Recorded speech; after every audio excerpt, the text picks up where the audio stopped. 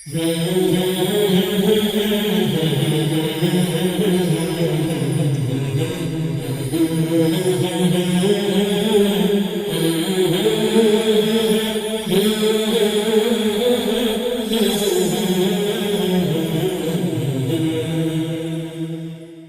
آمدید ناظرین، ایک بار پھر ویلکم بیک. اور ایمان افروز تلاوت، نعت اور بیان کے بعد اب ہمارے اس سیگمنٹ نوجوان ستارے کا وقت تھا.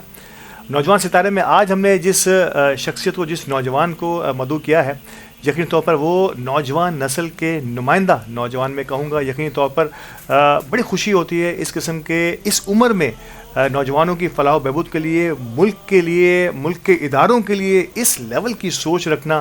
اگر آپ ان کے فیس بک اکاؤنٹ کو سرچ کریں تو دنیا کے اور پاکستان کے کن کن لوگوں سے یہ نہیں ملے، انہیں خراج تحسین پیش نہیں کیا گیا. یہ ہم سب کے لیے بڑی خوشی کی بات تھی. اور میری کیونکہ ان سے پہلی ملاقات ہے اور یہ ملاقات کا مجھے شرف جو ہے رمضان کے اس بابرکت مہینے میں ہمارے نوجوان ستارے کے سیٹ پر ہوا ہے، تو یہ میرے لیے بڑی خوشی کی بات ہے. وی ہوپ سو کہ ہم آئندہ بھی ان سے ملتے رہیں گے اور بہت کچھ سیکھتے رہیں گے اور آپ سب کو بھی موقع ملتا رہے گا ان سے سیکھنے کا.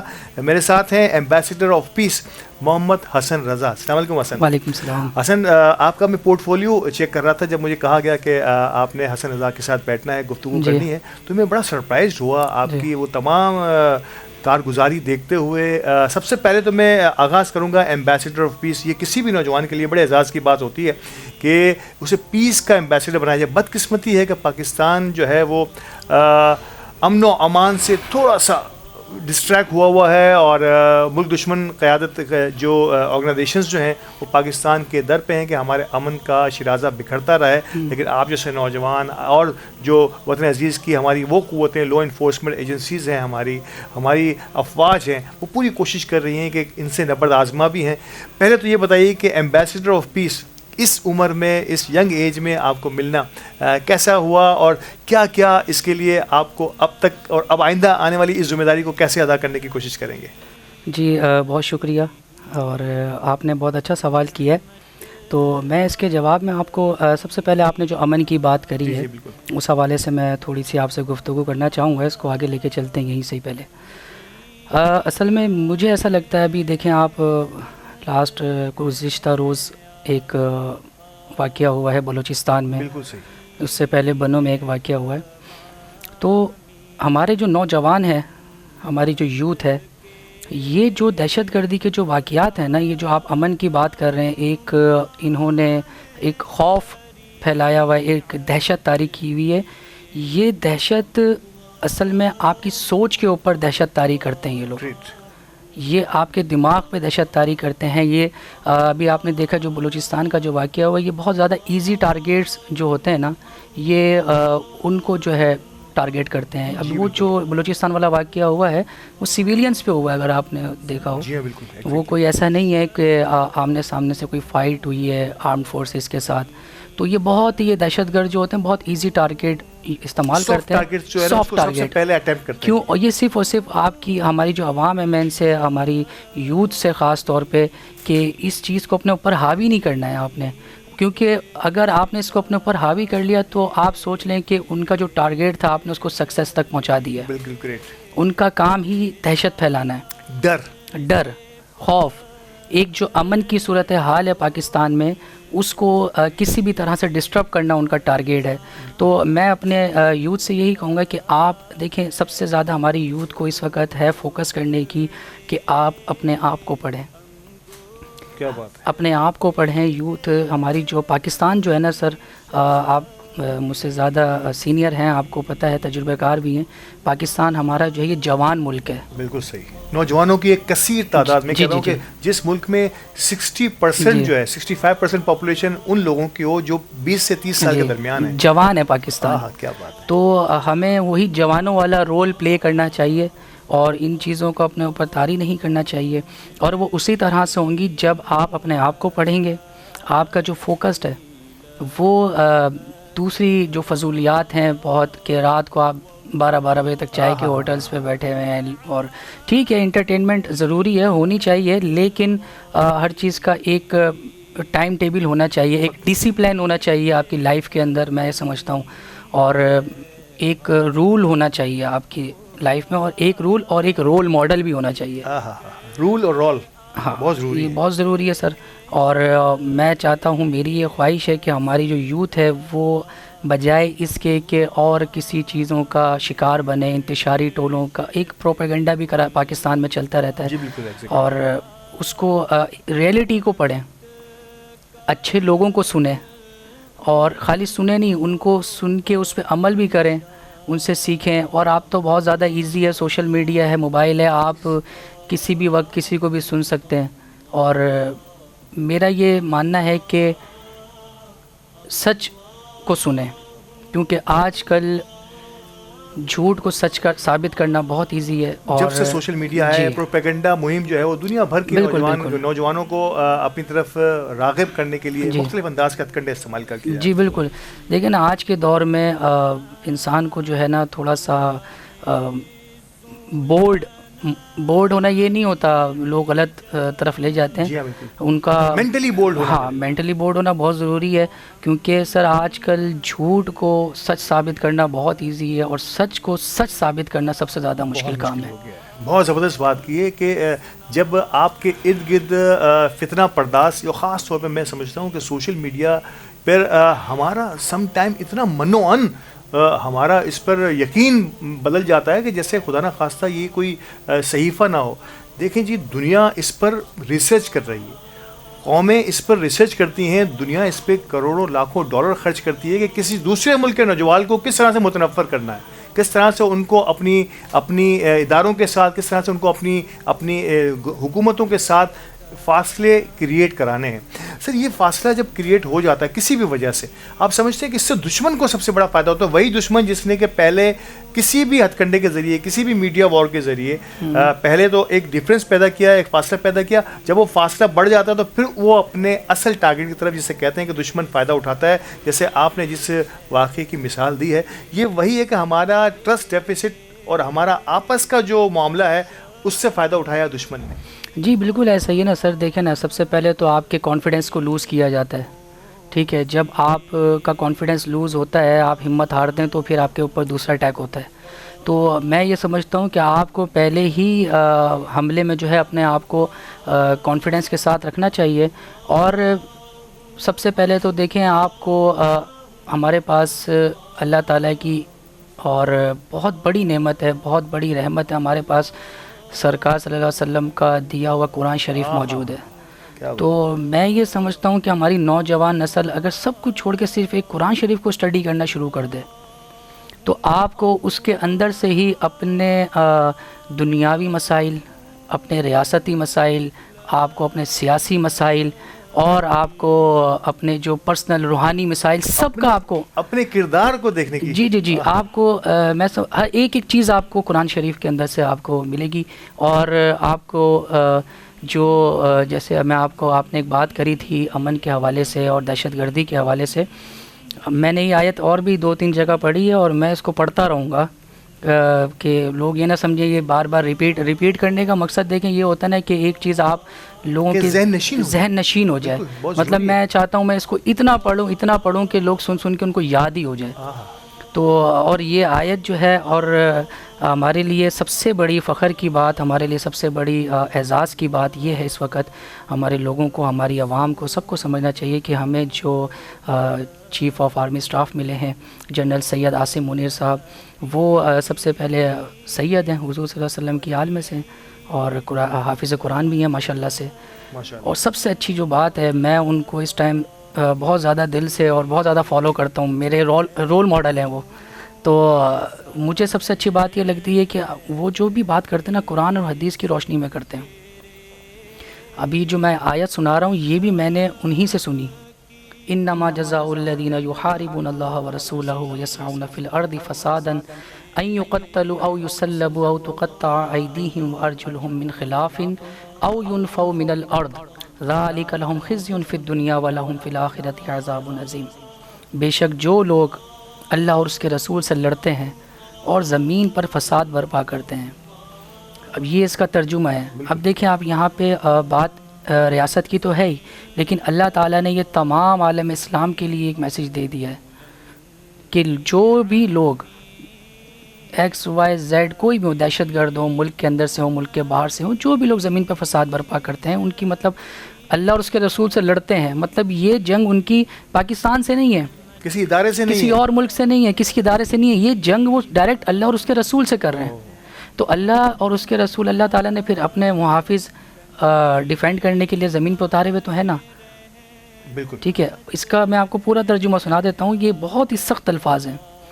جو لوگ، بے شک جو لوگ اللہ اور اس کے رسول سے لڑتے ہیں، زمین پر فساد برپا کرتے ہیں، ان کی دنیا میں یہی سزا ہے کہ ان کو خوب قتل کیا جائے، ان کو سولی پر لٹکا دیا جائے، ان کے ہاتھ اور پیر الگ الگ سمتوں سے کاٹ دیے جائیں، ان کو اپنے ملک سے، زمین سے جلا وطن کر دیا جائے. یہ ان کے لیے دنیا میں بڑی رسوائی اور آخرت میں ان کے لیے بڑا عذاب ہے.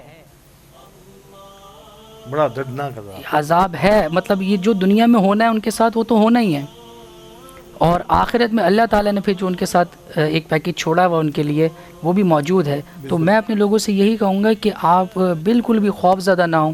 ٹھیک ہے، اور میں بڑے دکھ ہوتا ہے جب لوگ، بہت سارے لوگ ہیں پروپیگنڈا کرتے ہیں، غلط افواہیں پھیلاتے ہیں.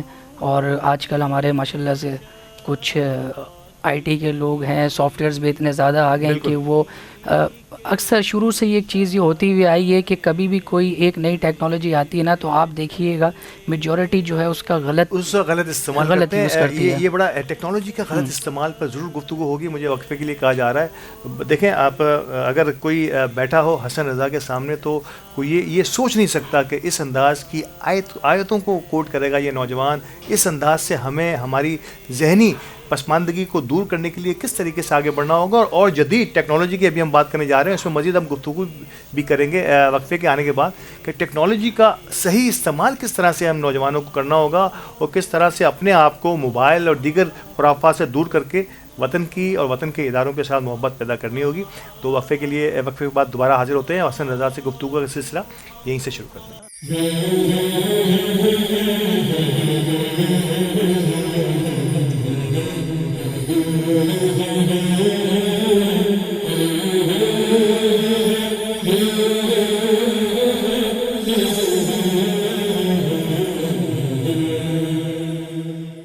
Country Builders and Developers present Country Naval View 2, which is located in Clifton near to Karachi Beach at 12 minutes away.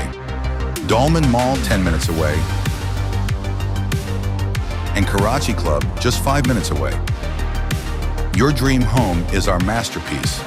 Country Naval View 2, a project by Country Builders and Developers, where every detail defines perfection.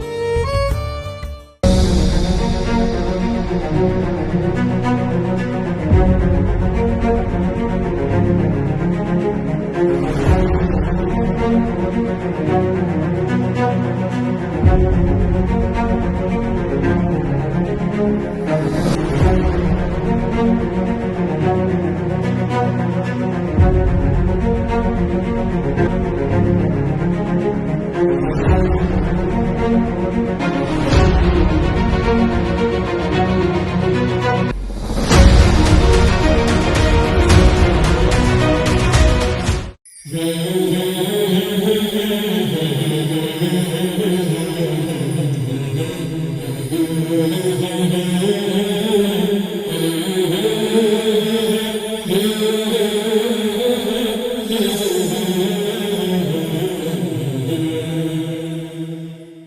आमदीद एक बार फिर नौजवान सितारे के segment में, और हमारे साथ ambassador of peace Mohammad Hasan रज़ा हैं मौजूद, और बड़ी जो है इंफॉर्मेटिव गुफ्तगू। और मैं समझता हूँ कि आज रमज़ान के इस बाबरकत महीने में नौजवान सितारे के इस सेगमेंट में जिस अंदाज से रूहानी गुफ्तगू का आगाज़ हुआ है, रियासत और रूहानियत को किस तरह से का इम्तजाज पैदा किया है आज हमारे मोहम्मद हसन रज़ा ने। हसन, बहुत बहुत शुक्रिया आपका कि आज आपने एक माहौल क्रिएट किया हमारे इस सेगमेंट में। हसन, बात हो रही थी टेक्नोलॉजी की, और टेक्नोलॉजी में का गलत इस्तेमाल की हम बात कर रहे थे। असल में बदकिस्मती कि हम टेक्नोलॉजी से भी इसे समझ रहे हैं कि हमने फेसबुक और सोशल मीडिया को इस्तेमाल करना सीख लिया, जबकि असल टेक्नोलॉजी जिसकी तरफ आप अभी आएंगे भी कि वो सारे गुर हैं जो दुनिया सीख रही है और हमसे कई गुना आगे जा चुकी है। बदकिस्मती से हमारे आईटी इंस्टीट्यूट वो खलापुर कर रहे हैं या नहीं कर रहे। आईटी टेक्नोलॉजी, इंफॉर्मेशन टेक्नोलॉजी, जदीद टेक्नोलॉजी, दुनिया एआई पर काम कर रही है, दुनिया साइबर सिक्योरिटी पे काम कर रही है, और हम जो है उस सोशल मीडिया की जंग को जो है यही आगे बढ़ाया इस पर अपना वक्त ज़ाया कर रहे हैं। कैसे देखते हैं नौजवानों की इन एक्टिविटीज़ को? देखें जी, बहुत अच्छा सवाल किया आपने।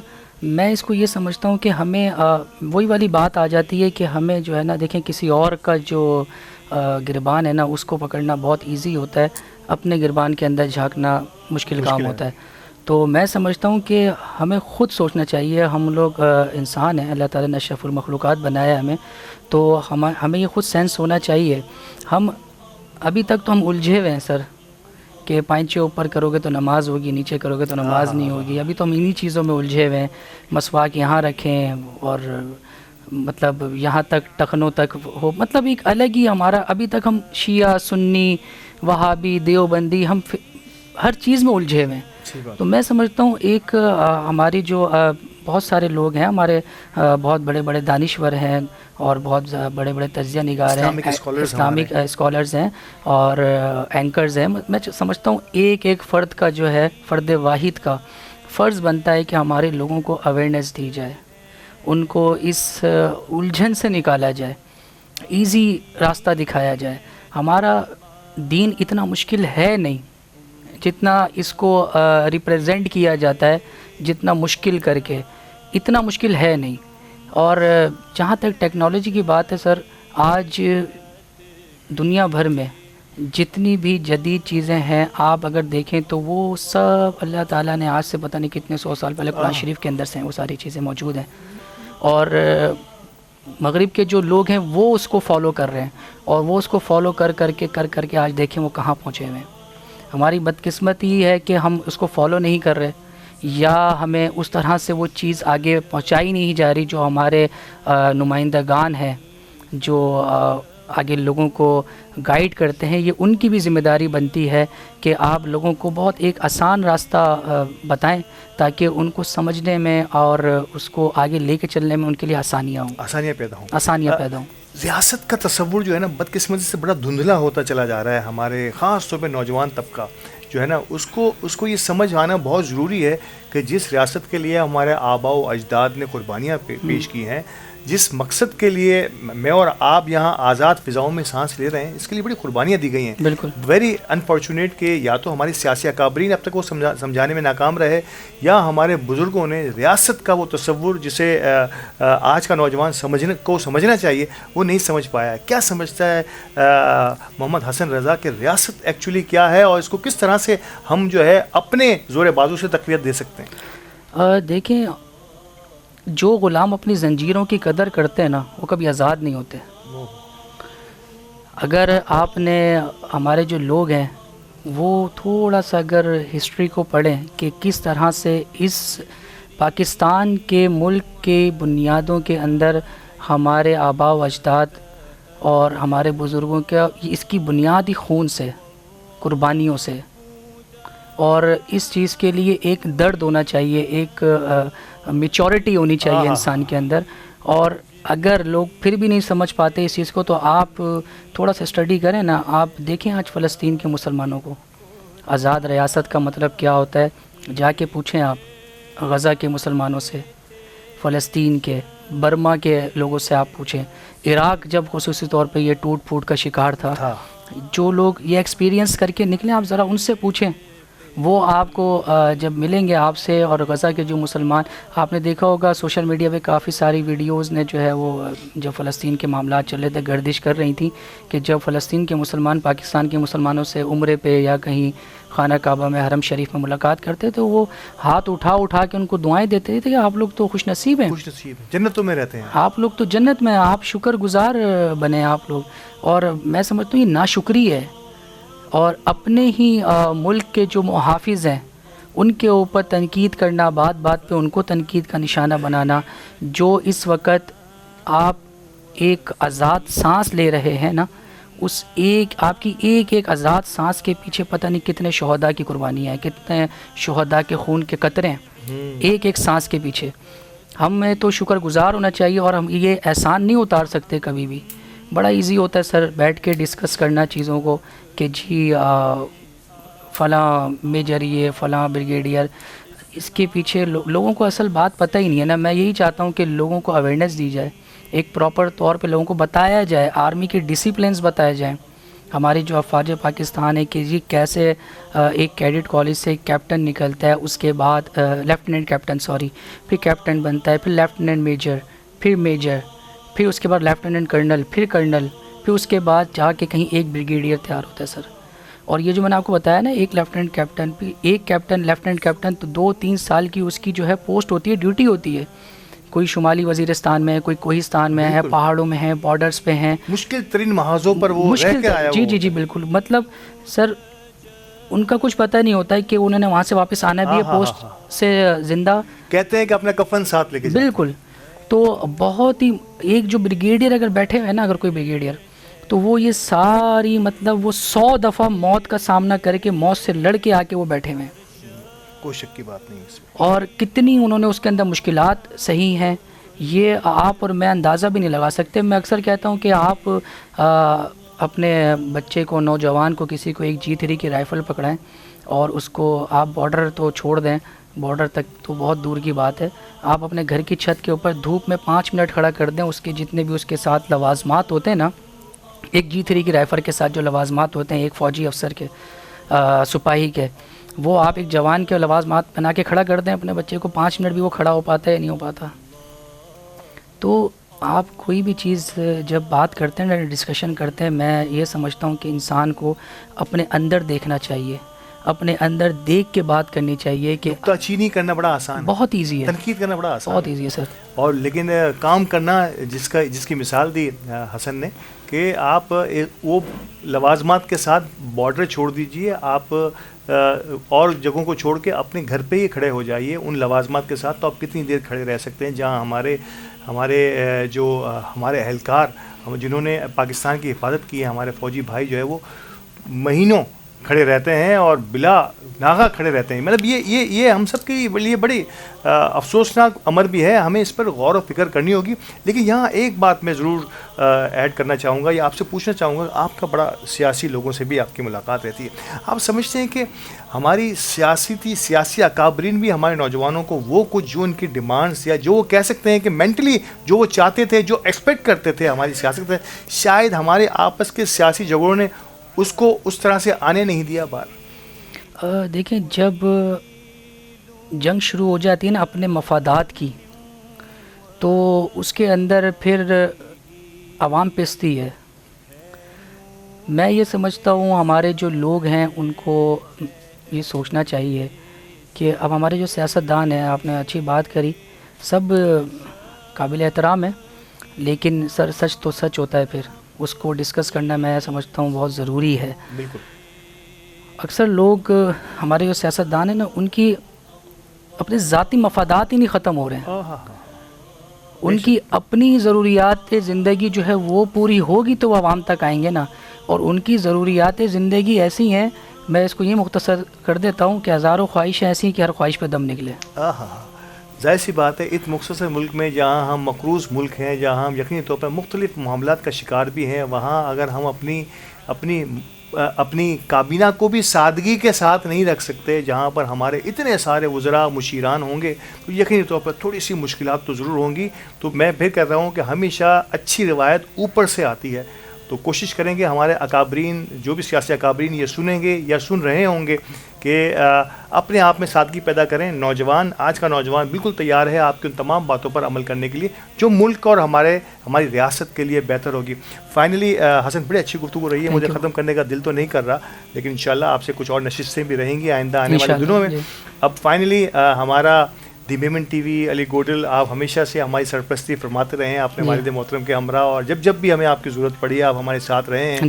کیسے دیکھتے ہیں دی میمن ٹی وی کی اس جرنی کو, ہماری اس رمضان ٹرانسمیشن کو, اور علی گوڈل کی ان کاوشوں اور کوششوں کو؟ بہت ہی اچھا, بہت ہی اچھے سے میں دیکھتا ہوں اس کو. یہ بہت ہی اچھی کاوش ہے. خصوصی طور پہ میں علی بھائی کا یہاں ذکر نہ کروں تو زیادتی ہوگی.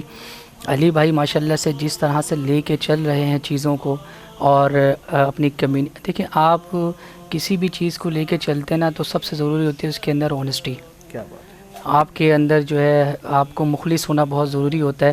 تو علی بھائی کی یہ کوالٹی ہے ماشاءاللہ سے کہ وہ جس کام کو بھی کرتے ہیں نا بڑی ایمانداری کے ساتھ اور انتہائی احسن طریقے سے اس کو جو ہے وہ نبھانے کی کوشش کرتے ہیں, اپنے نتیجے تک پہنچاتے ہیں.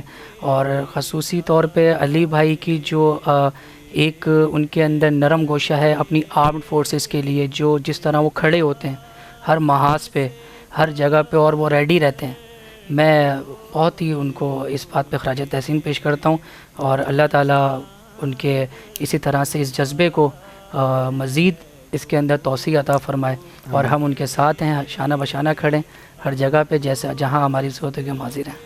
بہت شکریہ, بہت شکریہ. اور کیا خوبصورت بات کی کہ جس طرح سے باقی تمام افراد سینہ سپر ہیں ہمارے ملک کی بات کے لیے, اسی طرح میڈیا سیٹ پر اگر دیکھیں تو علی گوڈل اور ان کی ٹیم دی میمن ٹی وی کی پوری کوشش کر رہی ہے کہ ہر میڈیا وار کا مقابلہ میڈیا کے ذریعے کیا جا سکے. اور ہم پوری کوشش کریں گے کہ جیسا کہ حسن نے کہا کہ جہاں جہاں بھی ہمارے میڈیا ہاؤس کی یا ہمارے لوگوں کی ضرورت ہوئی, انشاءاللہ ہم اپنا رول اپنے طور پر ادا کرتے رہیں گے. تھینک یو سو مچ حسن ہمارے ساتھ رہنے کے لیے. اور ناظرین کرام, یہاں پر وقت ہوا ہے ہمارے اس کچن سیگمنٹ کا, رمضان دسترخوان کا, جس کا انتظار آپ سب کو بھی رہے گا. تو چلتے ہیں جی اور دیکھتے ہیں کہ دسترخوان میں آج کیا تیاریاں ہو رہی ہیں.